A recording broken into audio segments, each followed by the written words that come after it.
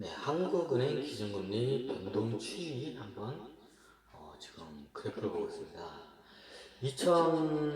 지금이 서기 2021년 5월이죠. 지금 현재 기점은 0.5%고 돼 있고요. 2008년도에는 약 5%대 이자 있습니다. 기준금리가 많이 떨어졌네요. 왜 떨어졌을까요? 그건 저도 몰라요. 기준금리는 이제 제가 결정한 게 아니라 저기 한국은행 재무부나 저기 국가 차원에서 이제 쉽게 말하면 이게 지금의 기준금리는 시장금리가 아니라 이게 일종의 뭐라고 해야 되나, 이게 정확히 말하면 통제금리거든요. 통제하는 금리거든요. 이게 시장의 움직임에 따라 움직이는 게 아니라 국가의 통제에 의해서 결정이 되는 금리가 기준금리예요. 이게 어떻게 보면 기준금리, 콜금리가 틀린데 어떻게 보면 틀려요.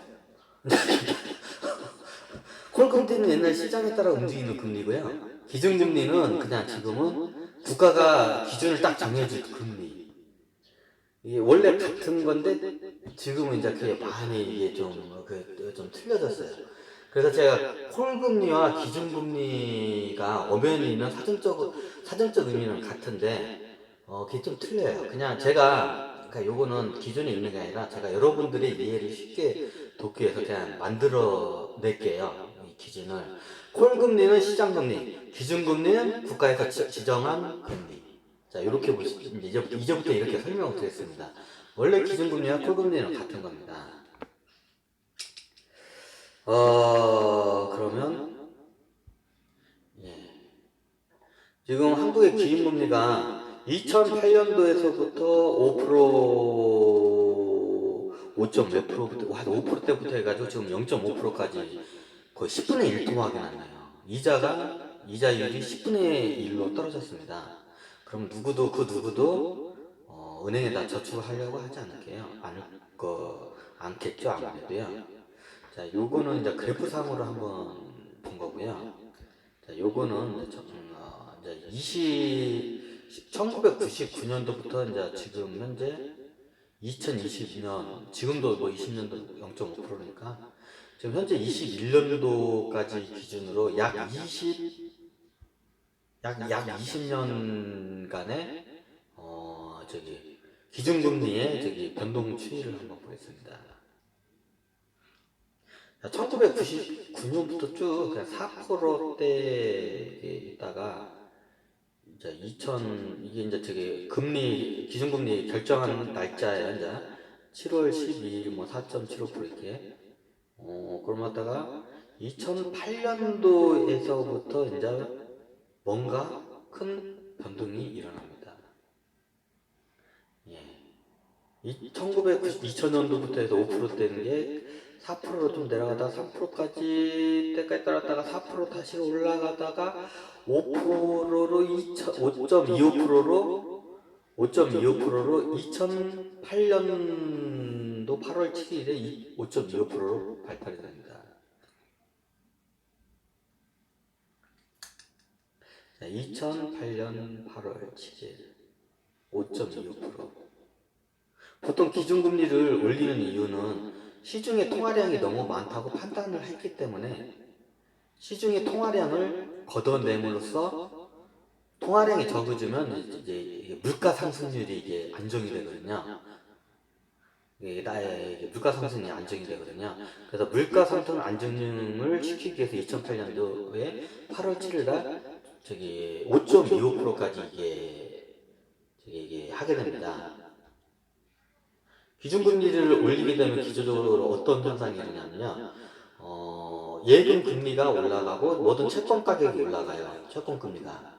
그렇죠? 기준금리가 움직이니까. 그에 따라서 모든 채권 금리가 같이 움직입니다.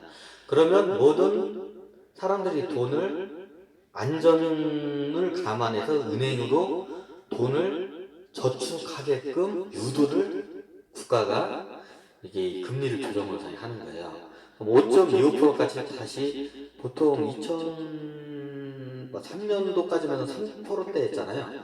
3%였던 게 다시 5.5%대까지 2008년도 5년 만에 올린 이유는 물가가 너무 올라갔다고 판단했기 때문에 국가에서 5.25%를 올린 겁니다.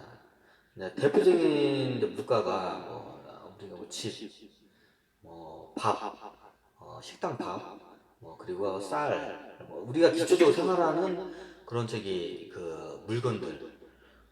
포르쉐? 포르쉐는 여기 안 들어가요. 람보르기? 여기 람보르기는 여기 안 들어가요. 근데 여기서 왜 물가를 잡아야 하냐면, 물가가 올라가게 되면 서민들이 고통을 받아요. 그러면 이런 사치품을 기준으로 하는 게 아니고요. 생필품을 기준으로 해요. 자, 우리가 의식주가 3대 기준이죠. 옷, 식, 먹을 거, 잠자는 집. 자, 이해가 되시죠? 이 3대 욕구가 이게 해결이 돼야 돼요. 안 그러면 폭동이 일어나기 때문에. 그럼 국가에서는 2008년도에 5.25%까지 기준금리를 이렇게 책정한 이유는 시중에 돈이 많이 풀리기도 하고, 물가 그 당시에 부동산 가격 잡느냐고 그런 것도 있고, 물가가 너무 가파르게 오래갔다고 판단했기 때문에 5.25%까지 기준금리를 올리게 됩니다. 2008년도에 이제 기준금리 조정을 몇 번을 들어가요. 그것도 보통 1년에 기준금리는 한두 번 하는 게 정상이거든요. 2008년도에 2008년도에 기준금리를 하나, 둘, 셋, 넷, 5번을 조정을 합니다. 그것도 2008년 8월 7일에 5.25%로 결정을 하고 2008년 12월 11일에 3.0%입니다.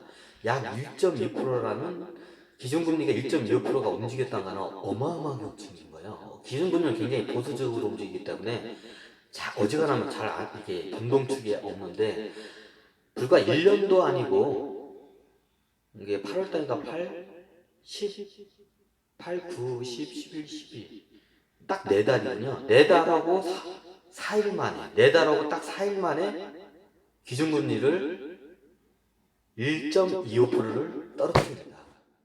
이거는 어마어마한 사건이에요. 이게 2008년도에 대해서는 다들 리만 브러스 사태 해가지고 세계적인 금융 쇼크가 한번 와서 그렇게 됩니다. 그래가지고 이게 기업이나 부채가 많이 지은 게 보통 기업들이나 이런 거를 많이 적고, 만약에 경제가 경색이 되면 이게 순환이 안 돼, 돈이 안 돌아요. 그럼 돈을 돌게 하려면 어떻게 하냐? 이자를 기준금리를 낮추면 통화가 풀려요. 은행에다가 돈을 잘 안 맡기고 밖에 투자한다든 뭐든 이렇게 밖으로 돌게 돼요. 은행으로 안 들어오게끔 만들어요. 2008년 8월 7일에는 은행으로 돈을 끌어들이기 위해서, 왜 물가를 잡기 위해서 2008년 7일에는 물가를 잡기 위해서 돈을 은행으로 끌어들이는 정책을 2008년 8월 7일에는 5.25%를 했는데, 같은 해에 2008년 4달 후에 2008년 12월 1일에는 3.0%라는 파격적으로 이게 굉장히 낮은 게 측정을 해버려요. 기준금리를. 왜? 그때 이런 금융 그런 그런 쇼크가 오게 되면 돈이 안 돌고 사람들이 소비를 줄이기 때문에 소비를 촉진시키기 위해서, 돈을 돌게 위해서 이자를, 기준금리를 떨어뜨려요. 그러면 사람들이 더 은행에다 돈을 안 맡기고 시중에 돈을 돌기 때문에 일시적으로는 이게 약간 호황 같은 그런 느낌이 이게 효과는 나요. 근데 이게 장기적으로는 이게 좀 효과가 안 되거든요. 근데 2008년도에 보통 하나, 둘, 셋, 넷, 그것도 4달 동안에 한 달에 거의 한 번씩이죠. 2008년 8월 10월 달에 2번, 12월 달에 한 번, 10월 달에 거의 한 달에 한 번씩 기준금리를 계속 조절을 해요. 이때 굉장히 각박한 일이 있었던 것을 우리는 알고 있습니다. 자, 그 다음에 어떤 현상이 일어나냐면, 2009년부터 기준금리가 어떻게 되나요? 기준금리라고 했습니다. 콜금리라고. 자, 국가에서 기준금리를 계속 떨어뜨립니다. 2009년부터 2.5%부터 해서 약간 2011년 정도 올리네요. 3%까지 올랐다가 2.75% 떨어졌다가 하고 합니다. 이제 그러다가 2015년도부터 이제 경기가 안 좋아지죠. 세계 경제가 이제 안 좋게 되니까 경제 부양을 위해서 2015년부터 1%대까지 이게 떨어뜨립니다. 그리고 2016년도부터 1.6%, 1.1부터 하다가 자, 우리가 잘 알고 있는 이제 2019년도에 뭔 일이 있었던 것 같은데. 코로나 2019년도에 중국에서 코로비 2019 코로비 19 이제 코로나가 발발이 가동합니다. 그리고 코로나로 발발이 이런 대전염병이 전 지구촌을 이제 강타를 했을 때는 경기가 안 좋기 때문에 경기 부양을 더 하기 위해서 어떻게 하냐 1% 밑으로까지 기준금리를 떨어뜨리게 됩니다. 기준금리를 낮게 하는 이유는 금리를 낮춤으로써 시중에 돈이 많이 풀리게 해요. 이게 통화 정책, 사fu 정책 뭐라고도 하는데 그냥 돈이 많이 풀리면 사람들이 경기가 좋다고 일정 착각을 해요. 이제 이해가 되시나요? 근데 돈이 이게 은행으로 다 몰리고 돈이 안 움직이잖아요. 경기가 굉장히 안 좋다고 사람들이 그러면 이게 움츠리게 돼요. 소비를 더 안 하게 돼요. 안 그래도 다친 지갑을 갖다가 그냥 꿰매버려요, 그냥. 그렇게 되면. 그래서 소비 촉진을 위해서 보통 이렇게 통화량으로 유도를 시켜요. 그리고 무엇보다도 옛날 우리 IMF 때도 겪었지만 갑자기 부채가 많은 가게나 아니면 대기업 회사들이 이게 부채가 많은 회사들이 이게 금리가 오르잖아요. 옛날 IMF 같은 그런 도산 사태가 또 일어나요. 그래서 그런 회사들의 도산을 막기 위해서 금리를 비현실적으로 굉장히 낮게 0%대 1% 밑으면 0%대라고 하거든요. 0%대 이자로 기준금리를 떨어뜨립니다. 시장 금리에서는 이런 현상이 일어날 수가 없어요. 근데 기준금리 이렇게 떨어뜨리잖아요. 그 시장 금리도 같이 떨어지게 돼 있어요.